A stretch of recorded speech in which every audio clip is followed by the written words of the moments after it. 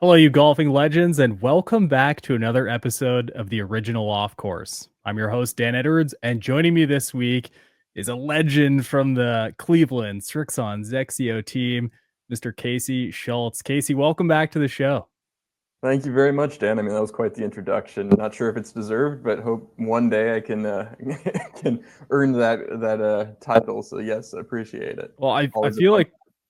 like once you've been on the show a couple times, you become legend just based on the chaos that goes on the forum as we discuss the exciting things you guys end up sharing with us throughout the show. So, yeah, I mean the moniker probably should fit at this point. All right, I'll take it. I'm not sure if I've earned it, but I appreciate it nonetheless. Wicked. Well, hey, listen, your team over there, and I don't just mean team at HQ, but pretty much everywhere. Srixon, Cleveland is just killing it. I see you guys all the time popping up on tour. I see the discussion on the forum is always really fun, talking about the irons that I'm completely obsessed with right now, as well as the woods. I feel like the energy, the momentum you guys have has to be pretty high halfway through 2025. Absolutely. I mean, the Srixon brand has never been hotter.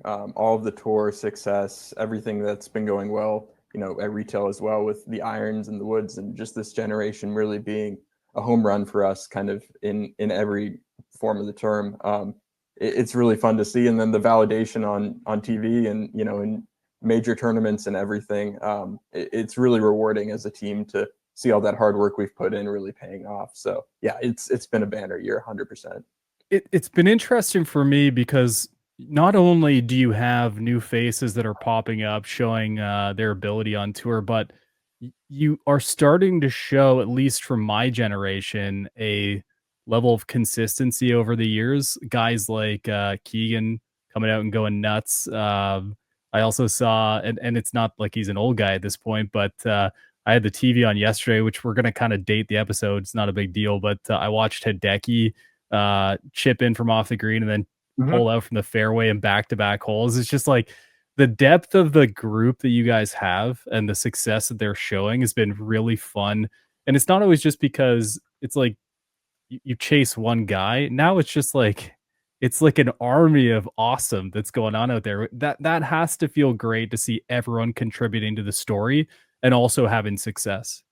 Definitely. I mean, it's just a bunch of guys that, I mean, a lot of them a couple years ago weren't really household names or somebody that you would really know about, but have been in our products for, some of them just a year, some of them a few years. And really seeing that group just have as much success as they're having with what we really think is technology that helps them stand apart from their competitors. And I think it, points a lot to what we're doing as a production team here, making all of these products for them, suiting their needs, and really helping them, get to an upper echelon of tour performance that they had never really been able to achieve before. And being part of that success and seeing these guys strive and succeed the way they have has been really awesome, and we hope it continues. It's been an unbelievable year. So I correct me if I'm wrong, but there is a little bit of a disconnect between your direct role and the activity on the tour. There's some of a gap there. Yeah, yeah. I mean, I get feedback a lot Okay. from the tour team, but it's normally the engineers that are dealing with the tour guys. Will give feedback to us on the grinds or what's taking off, and then we always take that into account when we're making product decisions. Feedback, iron, off of, oh, this grind goes taking off on tour. We should consider that, and we fill even down to what's this line. Sometimes will play into what we're putting in some of our players' products as well. So all that to definitely get back to me and my team on the decision making process. But yeah, I'm not out there the day to day perspective. I'll be careful. Casey, I am getting a little bit of weird feedback from your mic there. Oh, I've got another one I could switch to. Do you want me to give it a Whatever go? whatever you just did is great. Let's stick with that for now, and if we need to make a switch, we will. Okay, So, no worries. but just generally speaking, you get that feedback. You can sort of connect the dots, then make a move toward the future based on that feedback. Yeah, yeah. I mean, tour, retail, our fitters, our players. It's really kind of a coalescence of all of those things. Obviously, there's certain products that are a lot more tour driven. Our 7 Series irons, for instance, Yeah. are very tour focused, and same thing with our blade wedges. It's really the feedback from tour that we're leaning into them, and then you get into like our CB wedges and other categories, and then it's certainly your average golfers, your higher handicappers that we're really looking to improve their game. But for those products that are really driven by tour play and tour presence, it's really tour that we lean on to make the proper decisions moving forward. I love that. So, from your perspective, and I know there's a lot of communication that goes on. You see a guy like JJ pop up, a heartbreak at the players, but great exposure at the time. His story's pretty wonderful overall, and then to come back, not that long thereafter, and win a major. I mean, what a crazy storyline. What's that like internally for you guys, and how much of that communication feels more like validation? Oh yeah, I mean it's really great to see these guys succeed. Yeah, heartbreak on the players. Internally, we were talking a lot on the shot into the water on 17. We know that our balls are basically the best on tour in the wind. Wonder how much that played into effect of not expecting, or expecting the wind to knock it down more as it did, Rory's in that case. And our balls really do just cut through that wind. And if you're not used to that, you can overestimate the negative impacts of that wind instead of just playing the standard shot you're going to. So we're like, actually, that was kind of like a benefit of our technology in a way. The fact that he hit a perfect shot and it flew the real distance, he just thought that there would be a more negative effect of the wind. So, if anything, our good performance of our golf ball maybe wasn't taken into enough account in a windy condition there. That was a funny one we were talking about for a while. But yeah, just seeing players like him really level up their game, and his story is so inspiring and kind of in line with who we are as a brand of just trying to improve and trying to level up every aspect of your golf game. And the same goes with the tour guys, really trying to provide them the equipment that will help them get to that next level. And obviously, JJ did that this year, and it was really amazing to see what he was able to achieve. Yeah, I'm curious when it comes to tour expectations. I know it's high. You're making selections for a good reason, to represent your brand, and it's more than just it's more than just wins. It's a person as Mhm. well. But I'd love to know thoughts between the success that you've seen on tour. Like there is a very clear bump from Srixon's staff, and those sort of comeback stories we've seen. But I'd love to know how that relates, or does that connect with a lot of the feedback you're getting from fitters or consumers on the new Z series irons, which in my perspective have been absolutely phenomenal. So, that connection between the two, what's that like and how closely does that run parallel? I mean, I think a lot of it is very connected. We see the success that tour players have with certain products or getting really quick adoption. A lot of times is very highly correlated with our success with fitters and our success with the general aftermarket.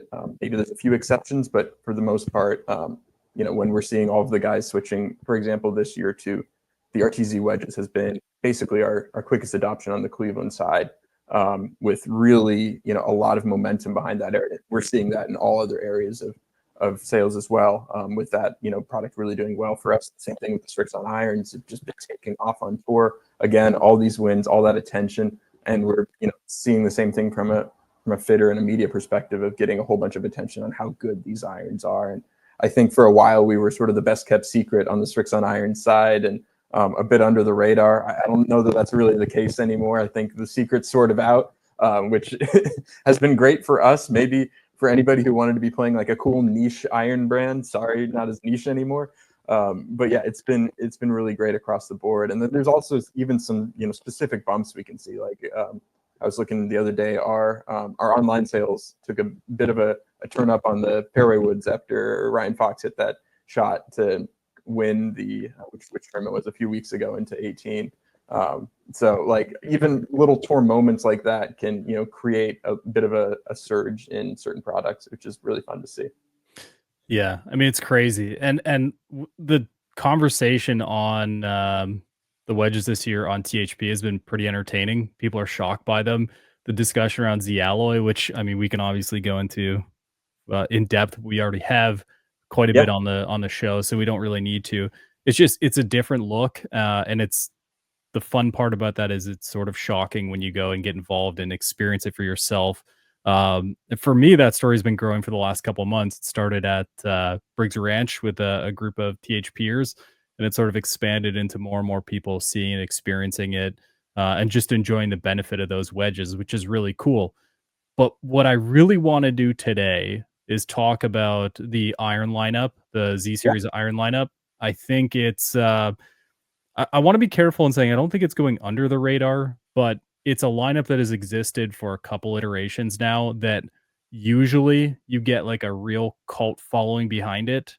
Mhm. And then slowly people chip away and start giving it a chance and being shocked at the benefits to it. I want to start with my iron in the lineup, the one I selected, although I do have another one at the top of the bag that's a little different, is a ZXI 7. I think it is the perfect blend of performance and control. The profile for me is fantastic.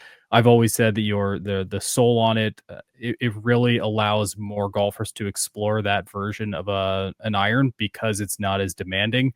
Um, but that's going to sort of wrap up my whole on overview perspective. We could talk numbers. I've got the numbers and how successful I've been with them, but I think better than that, let's focus on purely the technology you put into it. And Sure. I want to let you lead off by saying this isn't the first 7 in a Z lineup. Uh, so what about this fundamentally moved forward or pushed the needle forward based on the last version? Yeah, I mean, I think the thing with the 7 Series and this entire lineup is we didn't break what wasn't broken on paper. So, like, if you're looking at these in the store, I think there's been some comments like, "Oh, they're sort of similar to the last generation," and a lot of that's intentional when it comes to shaping, when it comes to the technologies that we've always had. You mentioned it again, but the Tour VT sole is an absolute, standout for us in the Iron Series, both from a retail and a tour perspective. When tour players try to get on a new contract away from Srixon, a lot of times they come right back because that feel of the sole to the turf is not something they can replicate with any other irons. So we always start with the foundation of what's great about the iron and don't break that. But this generation, the new ZXIs are really more of a revolution than an evolution when it comes to the forging techniques we have gone ahead with. So the 7 Series is a great example. This generation, they're featuring a brand new method called condensed forging, which is something we've never done before. I don't think has ever been done in the golf industry before, which is where the actual hosel of the iron is a bit of a different, more firm structure that allows us to get the rest of the club softer while maintaining the durability that you need round after round for something to maintain its specs and not get bent out of proportion over continual usage. So essentially, there's like a rib structure that is created on the hosel in the forging process that is then smashed together to basically change the chemical or the metallurgical properties of that section. I want to say it's a fun note on that the face is magnetic, but the hosel is not, or maybe I got that flipped. But that's an interesting way to sort of be able to see the fact that the actual properties are being changed by this process. And this has allowed us to put this S15C material into the entirety of the 7 Series iron, which is something we've wanted to do for years. It's softer than we've ever been in the past, 7% softer than the previous generation 7 Series. So you're getting that better feel off the face. But we had always run into an issue with these irons coming out of spec after a few rounds, right? You can't be bending your lofts back to what they're supposed to be or your face angles back to what they're supposed to be every single time you play around just because the material is too soft in the hosel. So that technology really unlocked that material for us and allowed this new 7 Series to be the best feeling we've ever made from the Srixon brand.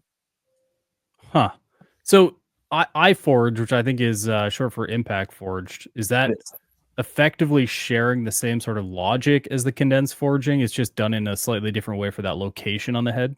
Yeah. So the condensed forging is a area of basically strength that we're adding. So on the 7 Series, it's in the hosel. On the 5 and the utility irons, it's more around the upper end of the blade, sort of near the top line on the backside. And that's going to strengthen the areas that we're really looking to maximize flex from on those irons. So a little bit of a different goal on the 5 iron and the 5 Series and the utility, where we're trying to maximize that distance and really focus on getting a process in place that allows us to still maintain that feel, but you're looking for ball speed and forgiveness as well out of those irons. So using that condensed forge technology in other areas on those really allows us to maximize the performance that we're targeting for each player. It's a really exciting sort of door that's been open to us in the forging sector, and something that we've really had a good amount of time to play around with now and figure out the best way to implement. That's really interesting, and I assume using the condensed forging has allowed you to maintain using the S15C type of steel, which is super soft. So the idea that someone's looking for the experience of the ball basically melting off the face of the club when you flush one, the Yeah, best way to get there is to use a softer steel, and the best way to use that is to have a firm, strong, quality hosel section that doesn't fly all over the place. And I'm trying to dumb this down for everyone else, and just turn your math into just basic English. But yeah, how am I doing there? Is that yeah. basically what you need to accomplish? I mean, basically, at the end of the day, it's the best feeling 7 series we've made with that technology, and it's not going to have any outside issues that normally going to a softer material would have. So you're getting the best feel with really no trade-offs because of that technology. So I will say from my perspective in the past, I would have put the strike quality uh pretty much up with everyone else, and in my like own little memory bank of what I'm looking for in an iron, but I Uh-huh. always sort of leaned on like the slightly more muscle back version of the iron to get that feeling I'm looking for Sure. with a Srixon iron. But then I came into experiencing ZXi7, and I feel like I've really brought that back to what I'm looking for in that. When I hit a flush shot, it is exceptionally satisfying, and in most cases, there's an audible response that myself or maybe one of my playing partners will provide to say like, "Man, that really sounds different when you do that," and different, like, in a quality way. Yeah, yeah. I mean, the combination of that material and then the PureFrame technology we've got with all that mass behind the ball is really like feel first is the focus on the 7 series. Okay. That feel and that workability, and I mean, there's still a good amount of forgiveness in within the category of players irons. It's certainly not as forgiving as a 5 series or a 4 series, but it's really player first. Somebody who wants that feel, that great sensation, that consistency, and the ability to work and play the shot types that they're looking for. That's why for most of the set it's so popular on tour. But we are seeing more and more tour players going to those 5 series and the 4 and 5 iron Mm. especially. So the fact that these things are so comboable, and wherever you want to make that transition to that added distance and forgiveness is something that we're seeing adopted on tour and is really working for all these guys to have that option. Yeah. Well, I think you mentioned forgiveness, and when I'm looking left here, I'm trying to uh, use some of the talking points to reference my experiences. And right now, I'm staring at PureFrame, which is appears to be a little bit of extra material directly behind the contact point, or the ideal contact point, the center of the head. Is the intent there to just get a little bit more mass behind the ball? It is. It is. We basically take a combination of what the kind of feel you'd be looking for, like from a blade. Like the perfect strike on a blade is sort of buttery and has a bunch of weight behind the mass, and balancing that with the right amount of forgiveness of the cavity back design to give you basically the right balance of some forgiveness in what you're playing as a player's cavity, with that feel and that control that a blade gives you. So kind of a combination of the two is what that material is designed to do. With all of our simulations to really find the right balance of maintaining that feel yet still keeping enough perimeter waiting for forgiveness as you need it. Okay. It's really a good blend, and there's a reason that so many players have moved to the 7 series for that balance. Even the best players in the world, very few of them are playing a blade. Hideki obviously is, but on tour, blades have kind of gone out of vogue, and this balance of that feel and that workability, along with the right amount of forgiveness, is really what the best players in the world are looking for. Well, I can still hook the heck out of them, so there's really no issue in terms of, working the ball. I've definitely proven that time and time again, but, that was never really the reason why I landed on 7. I landed purely on performance and profile. Sure. It it it hit into a window that was incredibly satisfying and has continued to be incredibly satisfying for me, and a big part of why it seems to be more of a staple in the bag. I get eager to hit it. especially in like the 9, 8, 7 range. Mhm. I love those clubs, and it's super fun to play there. It does get a little bit, I would say, more loose at the top of the bag, and what I mean by that is I firmly believe that people should play the most effective club in each location of their bag, and that doesn't mean that's an iron set needs to be from pitching wedge to 4, 3, some Sure. cases 2 iron. Let's get a little Yeah. crazy here, but, you know, a lot of people get worried about at the top of the bag, well, should they still use the same thing? And I think what people don't realize or haven't quite fully understood is that a lot of these iron sets, they're building based on that location in the bag too. For example, with the 7, you have the progressive grooves, which change at the bottom of the bag versus the top of the bag. But each of those iron sets seem to be a little bit more obvious that there are subtle changes when you go away from pitching wedge and closer to the 4. Is that a fair assumption? Yeah, definitely. And think I agree with your mindset on these and all irons too, as you should really hit what's best for you in each area of your bag. I mean, obviously, we offer the 7th series through a 3 iron, but most of the guys on tour are not playing it below, a 5, or some people are switching out at the 6 and moving into our 5 series. I think if the best players in the world are looking for a little bit more forgiveness and distance in those irons, you should really be too. As a golfer who's, not striking the ball even as consistently as guys who are winning major tournaments. So yeah, I think like we obviously make the full sets of each iron, but we design them to be comboable. We want people to be, mixing and matching and making that transition wherever they feel comfortable. If it's the 7 iron that you really are struggling and need a little bit more distance on, make the transition there. And we try to, through ordering and everything that we allow players to do from a custom perspective, make that process of figuring out where to make that transition and actually placing an order for a set designed specifically for your needs as easy as possible. And I think we do a better job than just about anybody else of Yeah, I feel pretty targeted right now, so if you could relax on that, that'd be great. that. Let's move into ZXi5 because it from a pure experience standpoint, it's probably the least familiar I am in the lineup. But I believe it carries over a lot of what that 5 would be in the past, where you're starting to generate a little bit more launch support, controlling that spin a bit more from all around the face. Mhm. Um, is that reasonable to say that that's effectively the goal in the 5s to get a little bit, maybe a hair less control at the cost of or support of a little bit more launch, a little bit more forgiveness around the face? Definitely. Yeah, it's the distance and it's the forgiveness that are really amped up from the 7 series on, the 5, which is why a lot of those pros are going into it, in the long irons where they're just looking for that added consistency and not looking to shape the ball quite as much as they are, really going after pins in the short irons. So, Okay. yeah, with the new generation, we've added that condensed forging. We've added a new faceplate material on the 5s and the U's. It's actually 14% softer than where we were before. So again, a real focus on feel throughout the entire lineup. Truly, the Srixon sort of signature. It's that feel and that consistency in these forged products that you're going to be loving as a player, no matter which model you find yourself in. So with all of the technology built into the 5 series, you're going to be getting a little bit more distance performance and a little bit more forgiveness than the 7 series, but still at address, it's going to look very similar to a 7 series. And that combination throughout the set is something we really pride ourselves on making as consistent and free flowing as possible. So whenever you're making that transition, it'll be super natural. Yeah, so I want to talk about the condensed forging, that it stretches further than just the hosel portion, which is what we discussed on the Mhm. ZXi7. Now you're talking about moving it around into some of more the high toe area, which is really interesting. Yeah. Why this particular club as opposed to the 7, and what exactly is the goal here by extending that?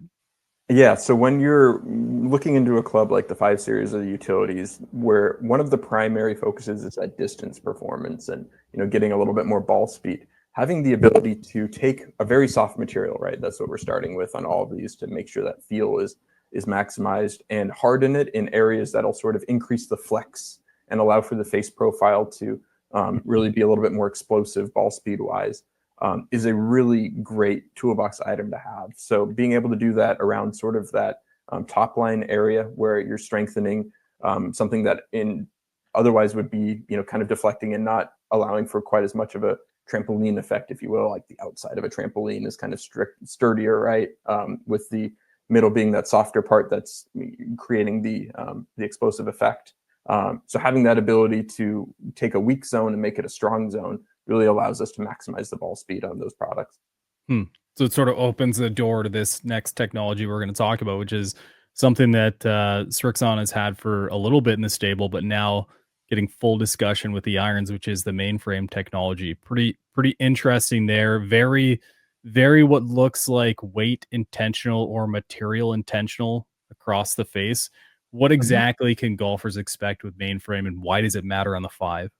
Yeah, so MainFrame is a technology that's designed to sort of thin out areas of the face to really maximize that ball speed, but also position some of that mass that's been removed from the face into different areas, like the tungsten we have in the irons, to allow for the most forgiveness possible within this player's profile.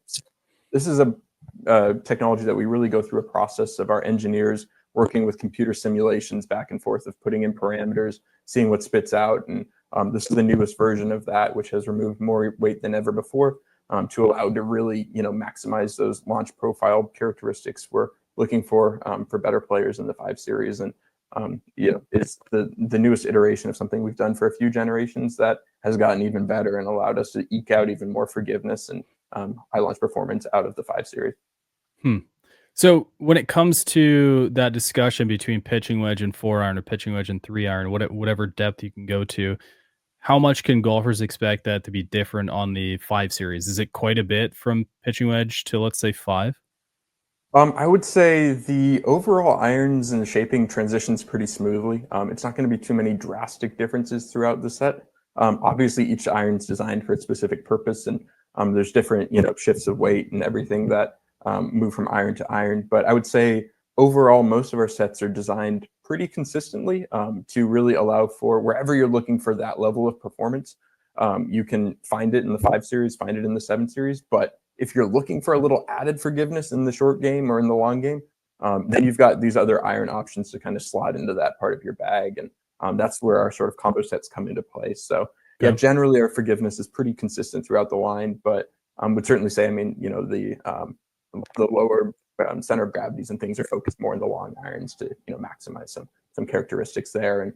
And the face technologies are also designed more for ball speed in the long irons than more for consistency in the short irons on the 5 Series as well, where you're not looking to hit 190 yards. So there's a little bit of a different focus in some of the design characteristics. But as far as shaping and some of those other things go, it's generally a very cohesive line from top to bottom.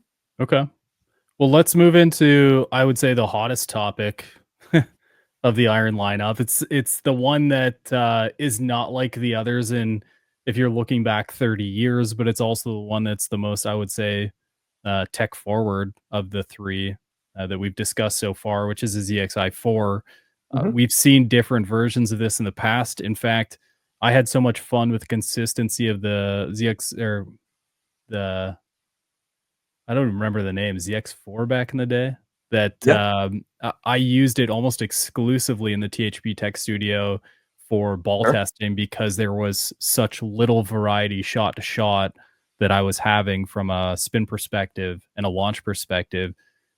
That is and always has been my favorite discussion on the THP forums, the 4 Series, and I think most people, when they hit it, are most excited to talk about what they experienced with it.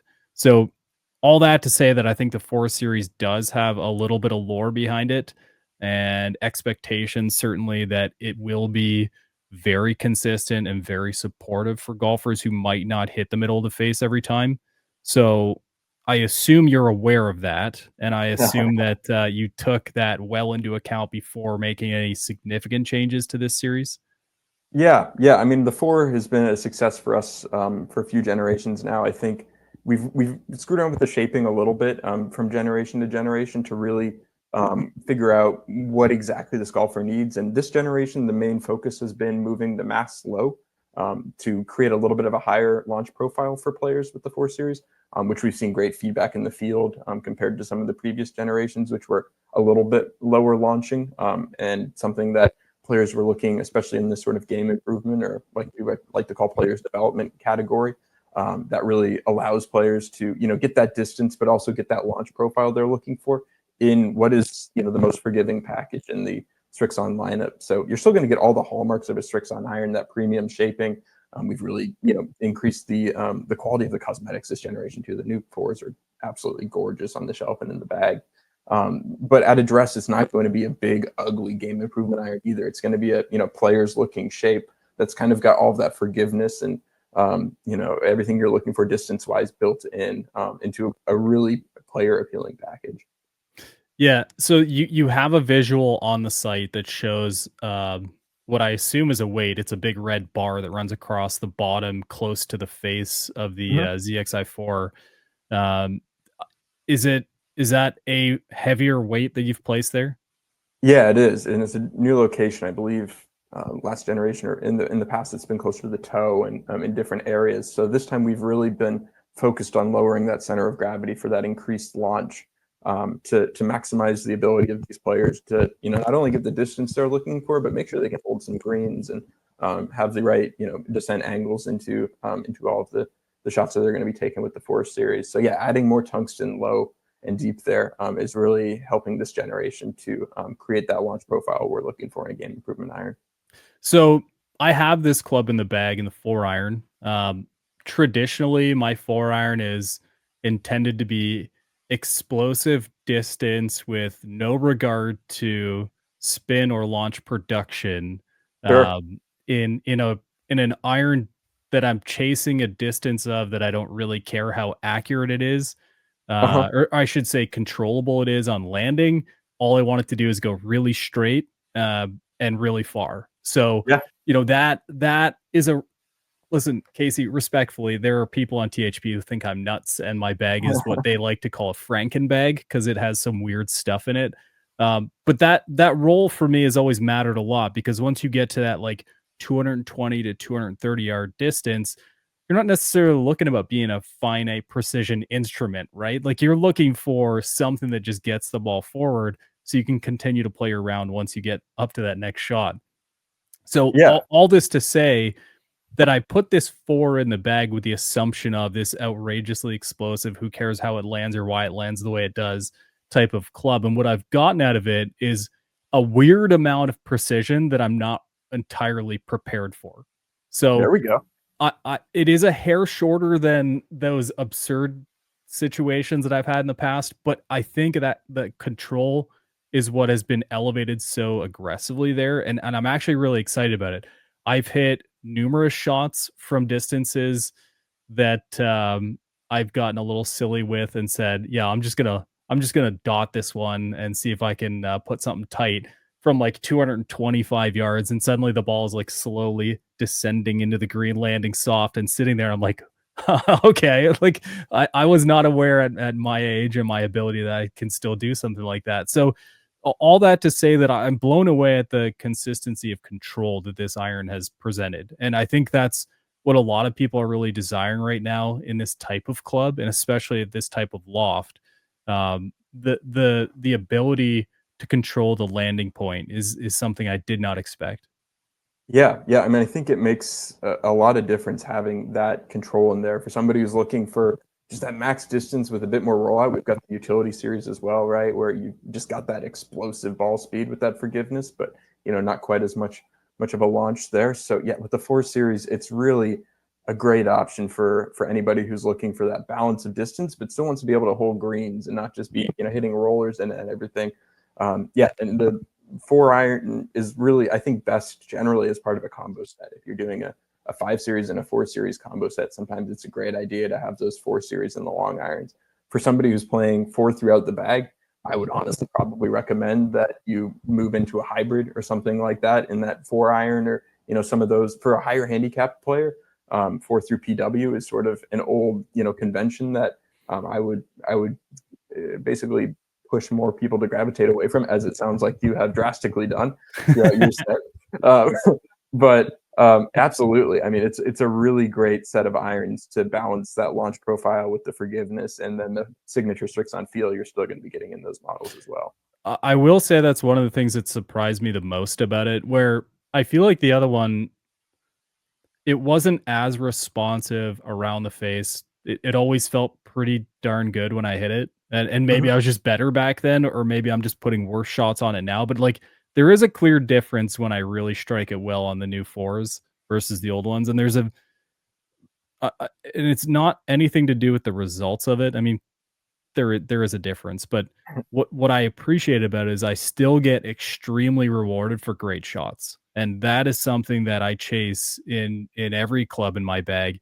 If I hit it great and it doesn't feel great, there's no way it has any sort of staying power. Because, like, Sure. what are we doing here? If it doesn't feel good, why is it in the bag, right? Absolutely. Yeah. I mean, So that buttery Srixon feel is something we always put through, many rounds of testing before anything comes to market. And if we have any sort of issue whatsoever in feel and it just doesn't come up to our standards, it's kind of back to the drawing boards and making changes to products. So yeah. that's something you can just expect as a standard from Srixon in any product we release, and in really any category, especially in the irons. It's just an absolute priority. And glad to hear that we haven't missed the mark there again.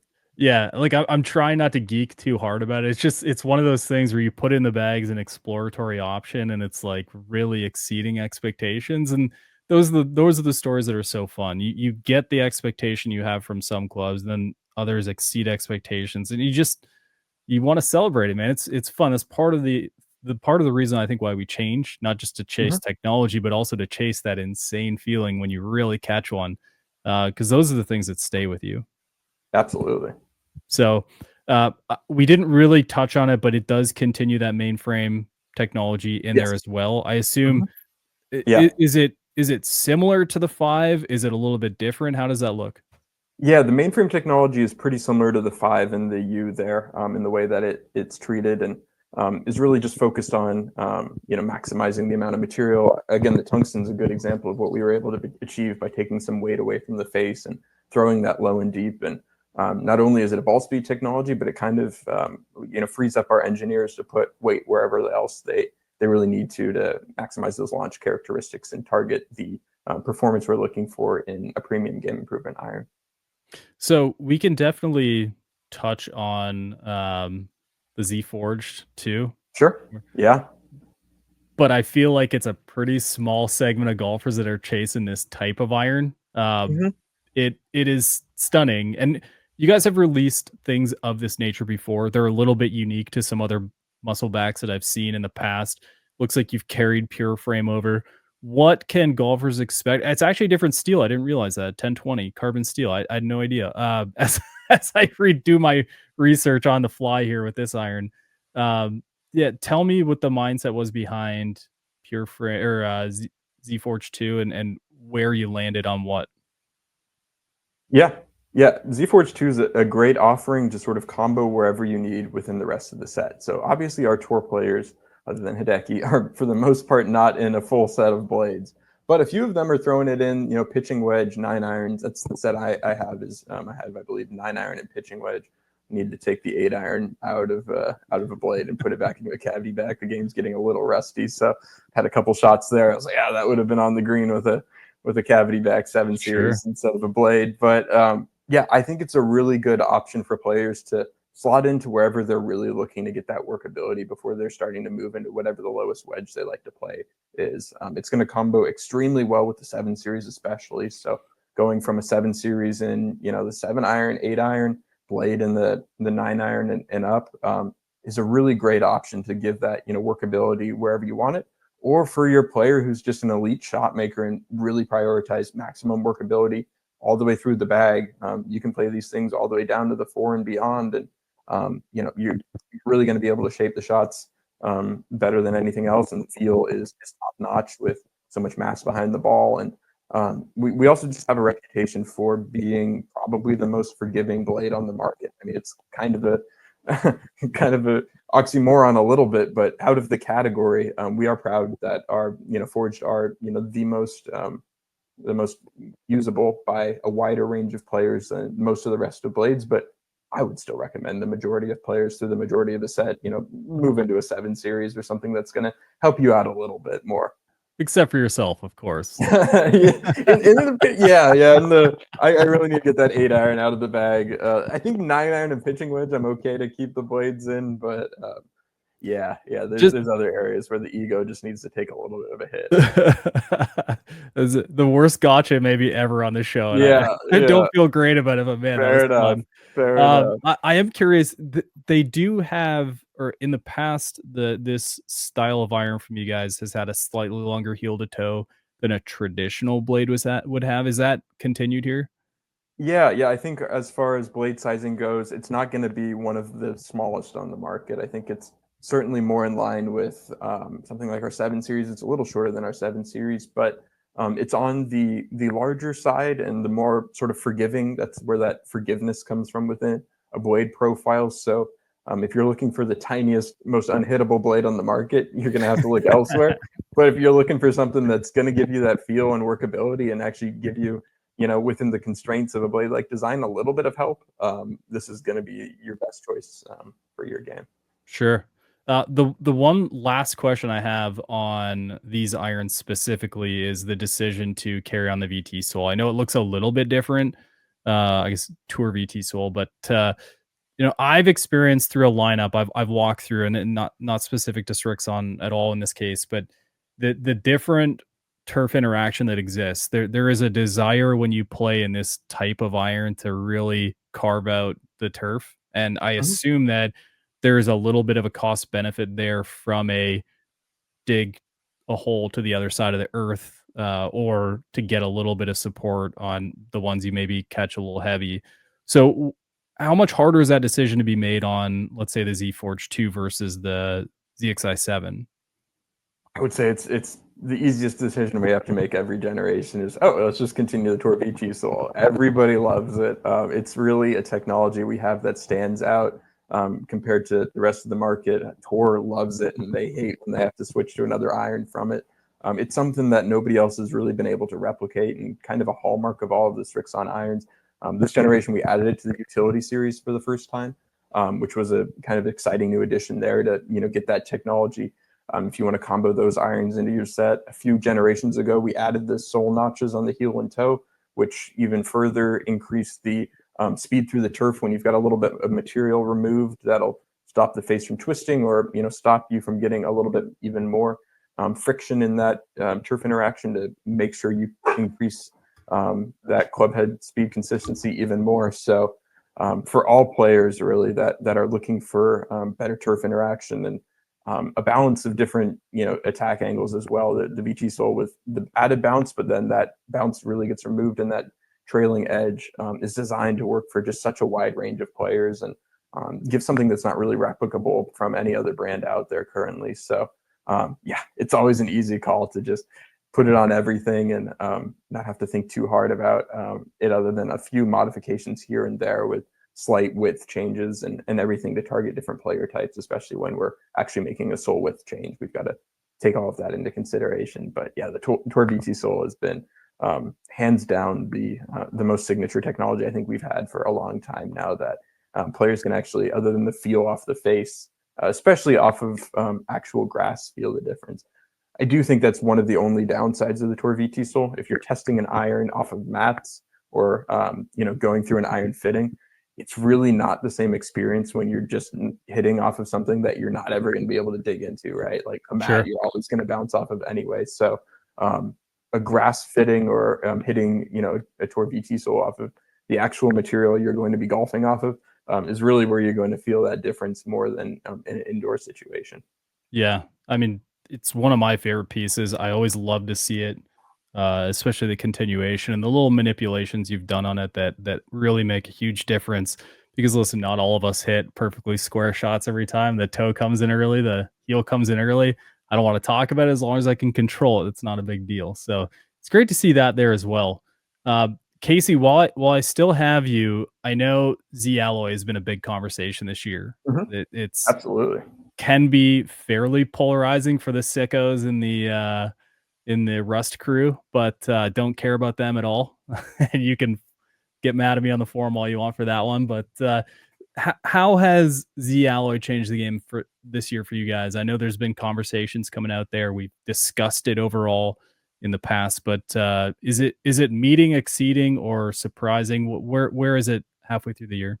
Yeah, I mean, I think it's exceeding all expectations, especially with how much risk we kind of had coming in with it. I mean, switching away from a material, especially on tour, that has been used for so long with such success, but finding something as a team that was legitimately better in all of these categories that we were going after is always going to have some internal worry or internal like, should we really even be going? But at the end of the day, a better product's a better product, and that's kind of what we stand behind. And seeing our best tour adoption basically ever as a brand, or at least in since I've been here, the last 20 years, have been talking to our tour team, and getting RTZ wedges in both our staffers and people not on our staff on tours, popping up all over the place, has been really rewarding for everything we were able to achieve.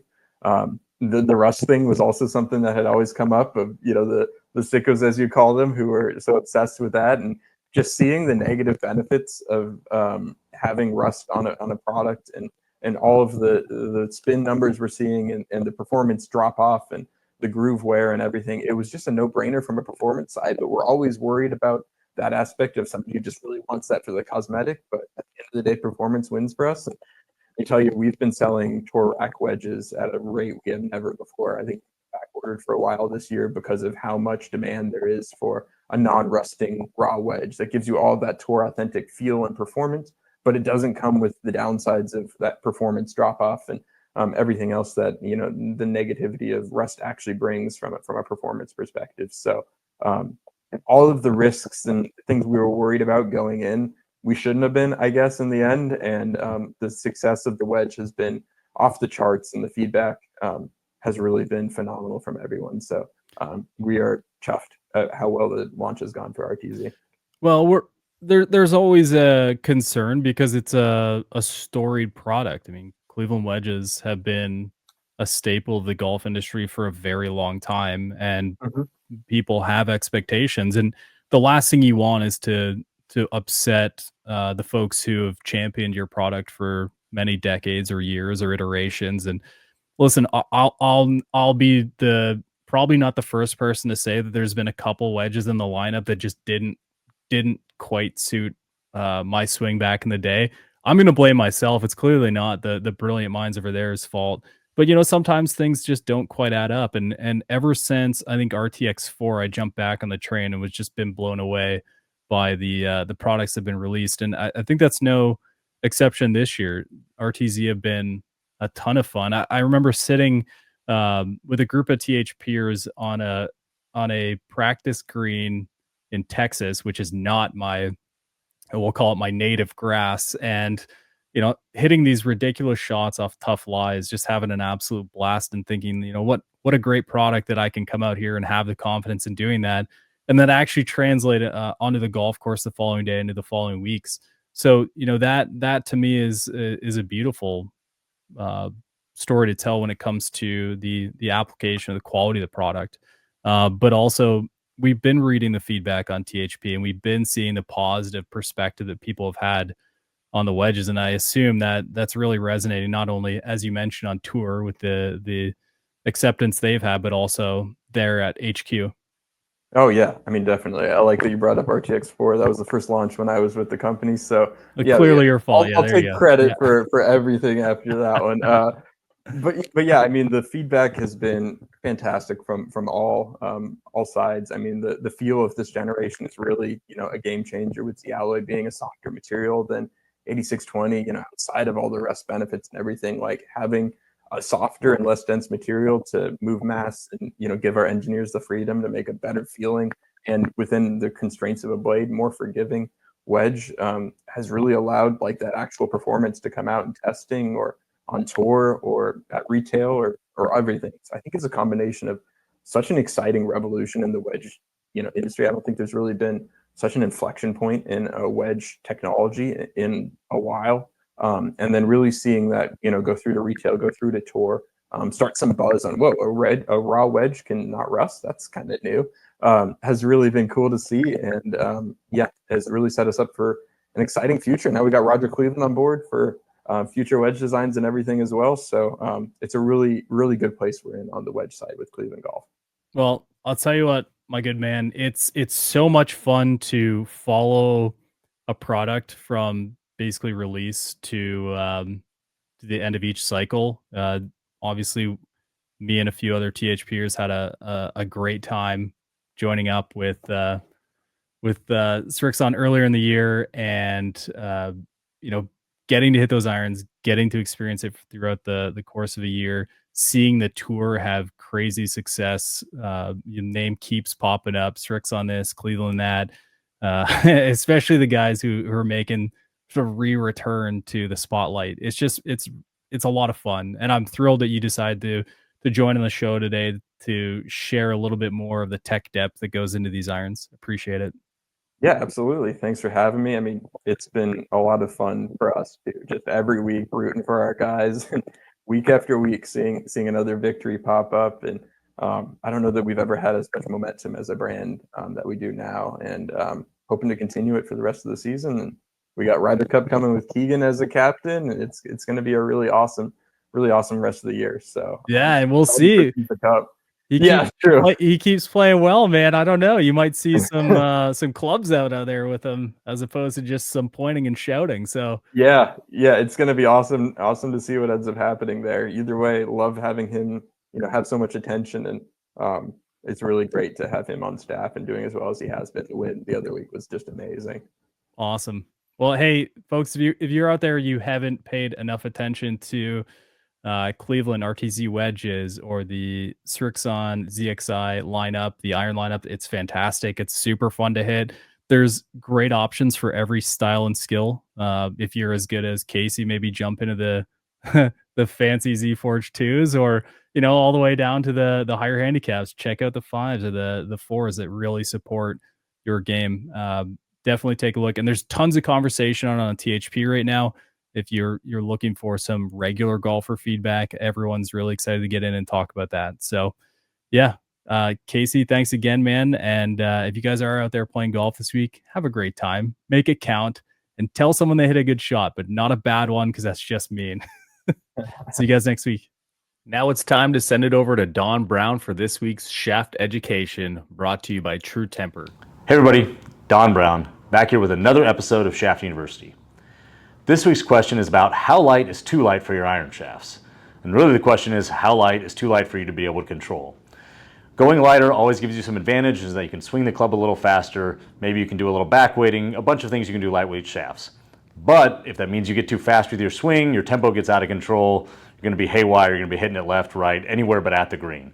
So that's really the question, is what is the lightest shaft that you can control? Some of that comes back to your swing speed, but if you've got a really smooth tempo, you can go really light. If you're an aggressive tempo, you're probably better off staying with a heavier shaft. Hope that helps. Talk to you guys later.